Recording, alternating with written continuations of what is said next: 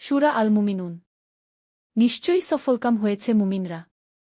নম্র ও বিনয়ীভাবে সালাতে মনোযোগী তারা, যারা তাদের সালাতে বিনয়ী, অপ্রয়োজনীয় কথা ও কাজ থেকে বিরত থাকে, তারা যারা অসার বিষয়বস্তু থেকে মুখ ফিরিয়ে নেয়, জাকাত দান দেয়, যারা জাকাত আদায়ে সচেষ্ট, লজ্জাস্থানের হেফাজত করে, নৈতিক পবিত্রতা বজায় রাখে, আমানত ও প্রতিশ্রুতি রক্ষা করে, সালাত নিয়মিত আদায় করে।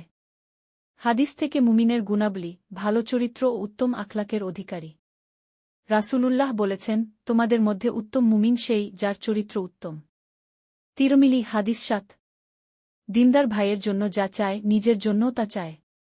তোমাদের কেউ ততক্ষণ পর্যন্ত প্রকৃত মুমিন হতে পারবে না, যতক্ষণ না সে নিজের জন্য যা চায়, তা তার ভাইয়ের জন্যও চায়। বুখারী ও মুসলিম। বিশ্বাসযোগ্য ও সত্যবাদী মুমিন মিথ্যাবাদী হতে পারে না। মুসনাদে আহমদ। ক্ষমাশীল ও ধৈর্যশীল মুমিন বিপদে ধৈর্য ধারণ করে এবং অন্যের প্রতি দয়া প্রদর্শন করে। সংক্ষেপে মুমিনের গুণাবলী। গুণ ব্যাখ্যা।